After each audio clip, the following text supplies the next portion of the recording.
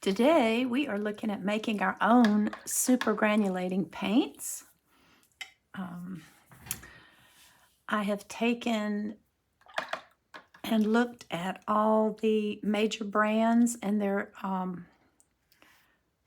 granulating paints or their super granulating paints, and I've come fairly close on making dupes of some of these.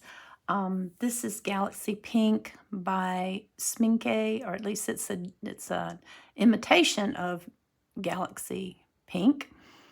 It's with a PBR 33. I substituted a PBR 25 for that, but you can see the granulation in there. This one was a pretty good match. I'm matching it rather than using the dot cards from Sminke, which didn't turn out well at all, and you can't really tell anything about the colors from this dot card.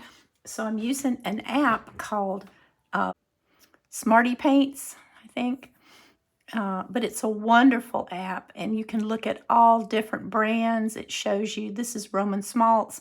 It shows you current colors. Anyway, it's a wonderful little app, and the most important thing is it tells you the pigment numbers.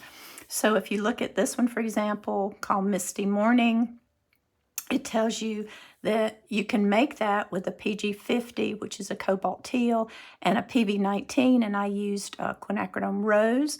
And you can see I got very close to that, very close to that. So if you just go through here and you pick the colors you want to match, like here's Tundra Violet was a miss. If I wrote this down correctly, Sminky says a PB29 and a PBR6. I couldn't get a violet, but you can see it's sort of similar. This is Galaxy Violet, which turned out really pretty, I thought. That's with a ultramarine and Potter's Pink. This is Forest Blue, which is really pretty. I used Cobalt Turquoise and PBK11, which is Lunar Black or Mars Black. This one turned out really well, the Shire Blue with the ultramarine and Cobalt Green. And I didn't have a PY159, so I used my Naples Yellow by Da Vinci, and that worked pretty well. That's a lovely combination right there. This is Roman Smalts Mineral Violet, a copy of it anyway, with ultramarine blue and quinacridone rose. Here's that Misty Morning. Here's Aquarius Green by Roman Smalts, which is beautiful color.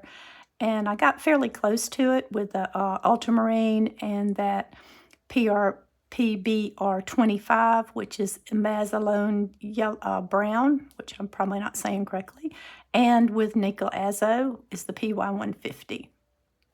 Then I did Rose of Ultramarine, which I do have on my palette, and just with an ultramarine and a quinacridone violet, so you can get that. So if you take your time and you look up these actual pigments, you can make these yourself. So I made a little chart here for you of the most common pigments that are used in the mixes by Sminky and Roman Smalts and a few others. They are Lunar Black, Potter's Pink, Ultramarine Blue, Cobalt Turquoise, Cobalt Teal, and a PV19. It can be a Quin Rose, a Quin Red, or a Rose Madder Lake, or it can be a quinacridone violet. So you have to play around with that one. The PR101, it can be a light red, it can be a transparent red oxide, it can be an Indian red or a Caput Mortem or a Terra Rosa. So it could be any of those. So you'll have to find out which PR101 they're using. The PBR7 can be burnt umber, burnt sienna, or a sepia.